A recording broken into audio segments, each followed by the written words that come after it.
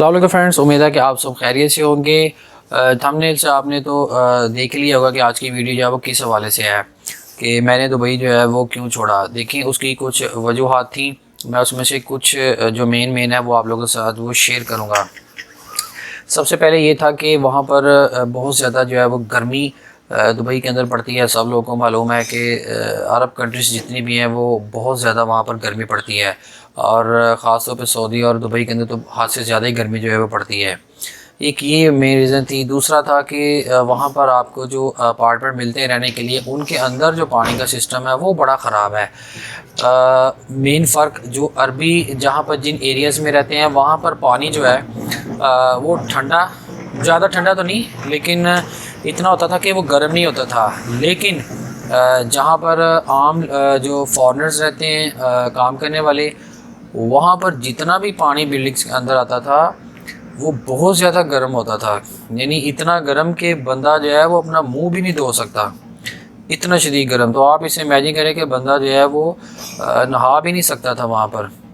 मैं तो बहरहाल नीचे जाता था स्टोर पर, वहाँ पर बर्फ़ की डलियाँ एक पैकेट मिलता था, तो मुझे याद है कि मैं वो लाता था, 3 दिरहम का मिलता था वो। तो उसके बाल्टी के अंदर डाल के वो तो हम जो है वो उसे नहाते थे। हम जो रूममेट जितने लड़के थे तो वो अपना अपना वो बर्फ़ का लाते थे। आप इसे अंदाज़ा लगाएं कि दिसंबर में भी वहाँ पर हमें पानी के अंदर बर्फ़ डालकर तो फिर नहाना पड़ता था, इतनी वहाँ पर गर्मी और गर्म पानी जो है वो आता था। तो ये मुझे चीज़ें काफ़ी तंग करती थी। तीसरा ये, वहाँ पर जो है वो कफ़ील सिस्टम। अब कफ़ील सिस्टम क्या होता है, जो नए बच्चे होते हैं जिनको ख़ास तौर पर दुबई या सऊदी अरब जाने का शौक़ है काम करने का, एक होता है विज़िट, ये जिनको शौक़ है ख़ास तौर पे दुबई में काम करने का, तो उनको मैं बता चलूँ ये कफ़ील सिस्टम होता क्या है। कफ़ील सिस्टम ये होता है कि आप लेट्स सपोज़ वीज़ा लिया और आपने और उस कंट्री में चले गए लीगल, और आपने किसी कंपनी में जॉब्स के लिए अप्लाई किया, सीवीज़ दी, इंटरव्यूज़ दिए, हर जगह जिस फील्ड में आप काम करना चाहते हैं जिसमें आपको महारत है काम की, तो आप वहाँ पर जाते हैं, आपको वो इंटरव्यू करते हैं और आपको सिलेक्ट कर लेते हैं। तो फिर होता क्या है कि जब आपको वो सिलेक्ट कर लेते हैं फिर एक कॉन्ट्रैक्ट देते हैं जिसके अंदर कुछ शिकें लिखी जाती हैं। आपकी सैलरी इतनी होगी, आपको सालाना छुट्टियाँ इतनी होगी, अगर आप ये करते पाएंगे तो हम आपको नौकरी से फ़ारग कर देंगे, और आपका जितना भी सैलरी का प्रोसेस है वो थ्रू बैंक होगा, इतनी आपकी सैलरी है, और अगर आप वक्त से पहले छोड़ेंगे किसी भी रीज़न की वजह से तो हम कंपनी जो है वो आपका वीज़ा कैंसिल करवाने के वो अहल होंगे। इसके अलावा ये होता है कि आपका जो पासपोर्ट है, असल जो चीज़ थी मेन वो मेरे दुबई छोड़ने की, वो ये थी कि आपका जो पासपोर्ट है वो अरबी के पास रखना पड़ता है। अब प्रॉब्लम ये होती है कि लेट्स सपोज आपको किसी भी एमरजेंसी की सूरत में अपने कंट्री वापस आना हो तो आप नहीं आ सकते, क्योंकि आप पासपोर्ट आपके पास होगा तो आप ट्रैवल कर सकते हैं ना। तो आपके पास तो पासपोर्ट ही नहीं, पासपोर्ट होता है अरबी के पास, और उसका कोई पता नहीं होता वो दुबई में मौजूद है एक वक्त में कि किसी और कंट्री में गया हुआ है, शादी पे आना है, बीमार हैं, कोई फौतगी हो गई है, तो फिर आप उसके रहमो करम पर होते हैं उस अरबी के कि उसके घर के चक्कर लगाने पड़ते हैं या उसके मैनेजर से बात करनी पड़ती है हमें पासपोर्ट लेके दें। तो फिर वो बहाने से क्या करते हैं, फिर वो कफ़ील तंग करते हैं, इतने पैसे दो तो अपना पासपोर्ट उठा के ले जाओ। ये ब्लैकमेल करने वाला एक सिस्टम वहाँ पर ये अक्सर होता है। और लोगों से मेरा चूँकि रब्ता है, पुराने दोस्त वही रहते हैं, और भी बातें सुनने को मिलती हैं आजकल, चूँकि मैं तो छोड़ गया तो इस तरह के मसाइल वहाँ पर फेस करने पड़ते हैं। ये कफ़ील सिस्टम जो है ना, इसकी वजह से मैंने जो है वो दुबई को छोड़ा, और मैंने एक वो चलता है एक आज़ाद वीज़ा वो लिया ताकि ट्रैवल करने में आसानी है, वीज़ा पास होता है अपने उसके, लेकिन वहाँ पर इसका भी कोई कानून नहीं है आज़ाद वीज़े का। वो हम लोग आपस में तय कर लेते हैं कंपनी के मालिक से उसको एक्स्ट्रा पैसे दे के, तो वो करते हैं। हर बंदा तो ये अफोर्ड नहीं कर सकता। तो ये कफ़ालत सिस्टम बड़ा ख़राब है, काम करता है वहाँ पर। ख़ास तौर पे जो लेबर तबका है वो तो बेचारा उन कफ़ीलों के रहम करम पर होता है। जितनी सैलरी इनको कही जाती है कॉन्ट्रैक्ट के बगैर उतनी तो उनको देते भी नहीं है, 200-300 कम ही देते हैं उसमें से।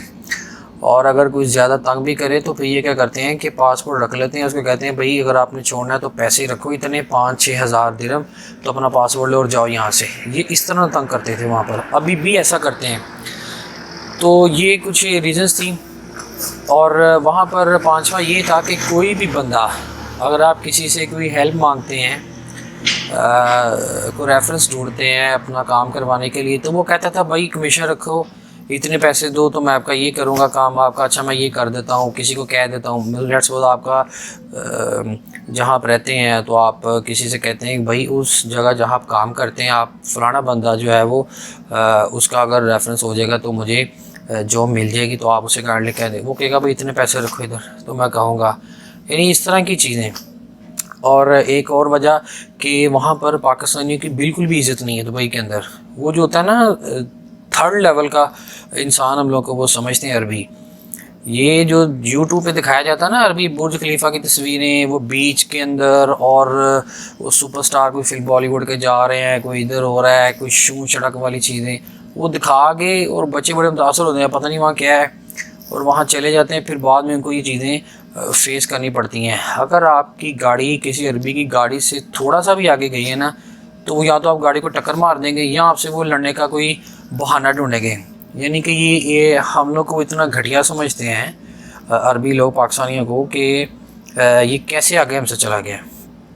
या अगर आप उनकी पुलिस की गाड़ी जा रही है रोड के ऊपर और एक आम सिविलियन की गाड़ी, फॉरनर जो है लाइक पाकिस्तानी आप ले लें, तो थोड़ा सा आगे की है वो भी आपको रोक लेंगे और बहाने से ड्राइविंग लाइसेंस चेक करेंगे, यानी आपकी तस्लील करने की कोशिश करेंगे कि ये कैसे आगे हमसे निकल गए। इस तरह का उनका मगरूराना किस्म का ज़हन अरबियों का, और वो ख़ुद कफ़ील बने हुए हैं। अल्लाह माफ़ी, ये तो सिर्फ अल्लाह ताला की है कफ़ालत, लेकिन अरबी लोग अपने आप को वहाँ पर ये कहलाते हैं। सऊदीया में अरबाब, रब की जमा अरबाब, वो वहाँ बने हुए हैं, और दुबई के अंदर जो है वो कफ़ील बने हुए हैं। ये कुछ वहाँ पर मेन रीज़न्स थी, और जिसकी वजह से जो है वो मेरे घर वाले जो थे वो भी कहते थे कि यार ये क्या है कंट्री है, यहाँ तो गर्मी बड़ी है, यहाँ तो बड़ा मुश्किल है सेटअप। एक और मेन वजह मैं आपको बताता चलूँ कि वहाँ पर नेशनलिटी का कॉन्सेप्ट ही नहीं है। आप 40 साल भी वहाँ रहेंगे विद फैमिली, काम करते रहेंगे, अपना बिज़नेस भी करते रहेंगे, तो आपको नेशनलिटी नहीं देते। किसी भी यूरोप कंट्री में आप जाएं और आप वहाँ पर 5 से 10 साल काम करें लीगली, कोई क्राइम ना करें, तो आपको जो है वो पासपोर्ट दे देते हैं नेशनलिटी। ये ऐसे अरब कंट्रीज़ वाले हैं, ये आपको कुछ भी नहीं देते। हम पाकिस्तानी जैसे मुस्लिम कंट्री हैं, और अरब ये भी खुद मुस्लिम कंट्री हैं, इसका भी लिहाज नहीं करते, कुछ भी नहीं देते।